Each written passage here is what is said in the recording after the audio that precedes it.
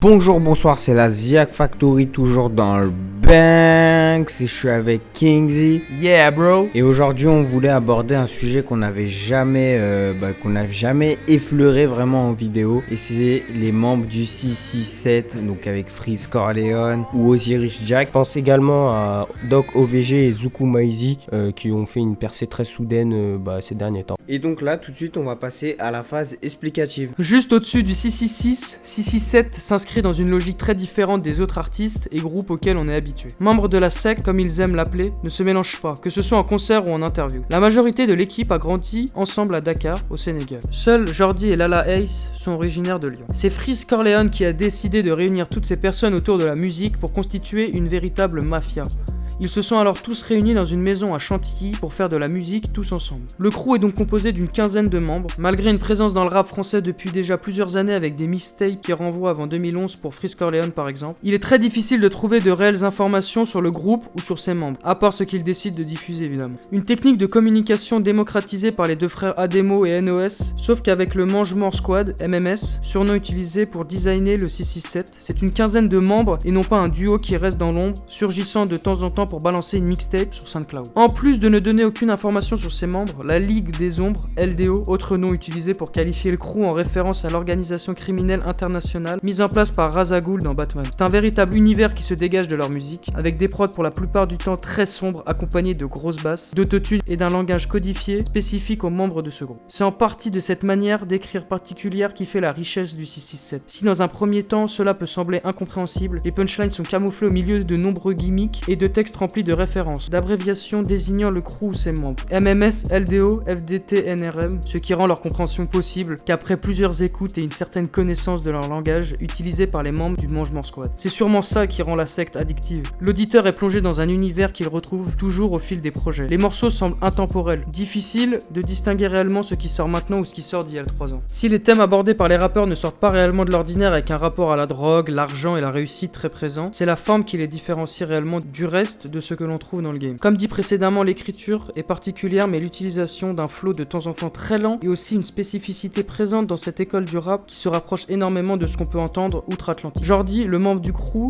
qui a su le plus s'implanter dans le rap français en solo, même s'il ne fait plus partie du collectif actuellement, et Lala Ace, l'unique représentante de la jante féminine du crew qui en sont de parfaits exemples. La raison pour laquelle le succès tarde à venir pour 667 est sûrement que le public français n'est pas encore réellement prêt à ce genre de rap. Même si ce dernier a énormément évolué ces dernières années, il reste un cap à franchir pour voir l'auditeur lambda de rap français écouter ce style futuriste. C'est cependant ce qui a fait la force du groupe. Il n'est en aucun cas question de s'adapter et de vouloir plaire au public, mais de produire et diffuser un style de musique bien à eux, et ça depuis plusieurs années déjà. On remarque une attention particulière dans ce qu'ils proposent au niveau visuel, avec des clips à chaque fois travaillés dans un style qui s'allie parfaitement à leur musique. Bien vu Kingzy pour cette phase explicative. Maintenant les gens de la Ziak Factory qui connaissaient pas ce groupe ou ce label ou je sais pas cette secte quoi, maintenant sont introduits auprès de cet univers avec leur délire de SO, de shout-out, de Freeze Corleone, de trucs sombres, de complot. C'est vrai qu'aujourd'hui, si tu suis un peu le rap français, tu connais forcément Freeze Corleone de nom à la rigueur, mais il faut que ça plaise quoi. Je pense que c'est leur délire secte avec leur vocabulaire à eux et tout. C'est loin des tendances actuelles, tu vois, je pense. C'est pas ce que recherchent la plupart des gens qui écoutent. Tu vois, en radio, t'entendras jamais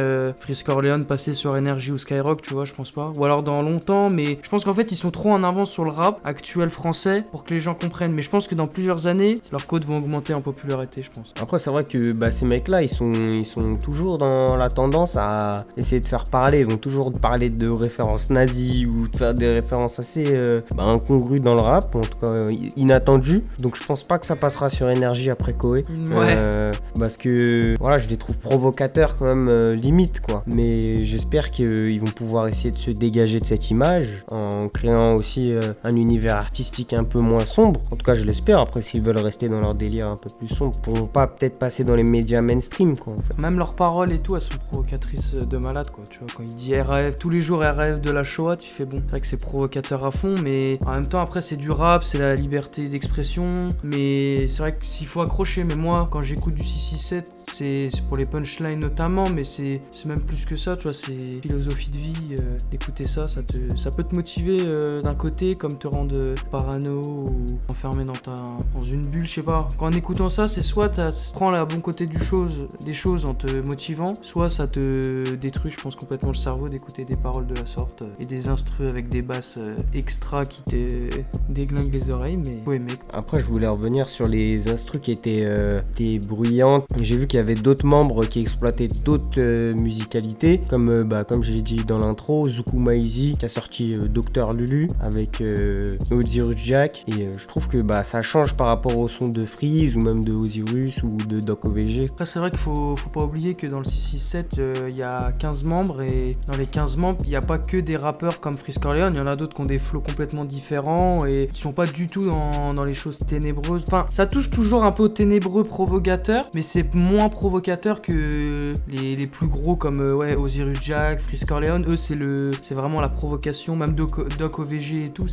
dans leurs paroles, dans leur flow et tout, c'est ténébreux, c'est sombre. Après, moi j'attends toujours de voir la suite du 667, parce que j'ai l'impression que à chaque fois qu'il y en a un qui pète, il y en a 3 qui arrivent. Donc j'attends avec impatience de voir ce qu'ils vont nous proposer à l'avenir et les futurs projets qu'ils vont nous publier. Et donc nous on voulait savoir comment vous voyez le futur du 667, si c'est en se calmant sur les paroles notamment, sur la provocation et tout, ou alors rester à fond dans leur délire de secte très ténébreuse jusqu'au bout, tenir leur rôle. Et c'est vrai de ne pas être stream sur les plateformes mainstream, mais à côté avoir une vraie fanbase, car aujourd'hui en vrai il y a une vraie fanbase autour de Freeze Corleone, notamment sur Twitter. Quand je vois dans des publications américaines et tout, tu vois toujours des équipes avec des logos 667.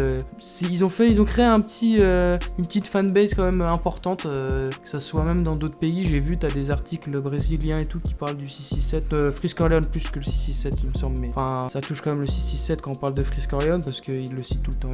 Mais du coup c'est intéressant de voir que ça touche pas que le rap francophone, et en plus je pense que c'est des rappeurs qui ont l'étoffe de faire également des fans dans d'autres pays comme les États-Unis et tout. Je pense qu'il y a vraiment moyen que ça soit apprécié là-bas, parce que tu ressens quand même l'inspiration américaine, que ça soit pour tous les membres. Franchement, on ressent même vestimentairement parlant, on les voit avec tout le temps des North Face, de la drogue et tout, de la ligne et tout ce qui, c'est vraiment américain. C'est une imagerie américaine, ouais. Et c'est pareil aussi pour Lyonzon, ils ont déjà dit, je les ai déjà vus dans quelques interviews parler de comment ils avaient construit un peu leur univers. Ils avaient dit qu'ils s'inspiraient beaucoup des US, de comment ils enregistraient surtout, leur façon de se manager. Et c'est vrai que vu qu'ils viennent du Canada, c'est mélangé au Congo, c'est mélangé avec plein de pays, etc. Ça donne vraiment des influences de partout sur la planète, et toujours comme un melting pot de plein d'influences très différentes. Donc c'était un avis petit mais efficace de la Ziak Factory. N'hésitez pas à nous retrouver sur notre compte Instagram ZIAAK Factory, ainsi que sur notre chaîne YouTube du même nom. Donc on a récemment ouvert sur Deezer une playlist Ziak Factory où vous pourrez retrouver tout style de rap américain, que ça soit du old school, du new school, un peu de tout. Vraiment, on a essayé de faire une playlist qui nous correspondait à nous déjà, mais qui peut-être vous aussi vous correspondra. Donc c'était Slimer Wolf, Babinks, et c'était Kingsley Omai, la Bababaksh.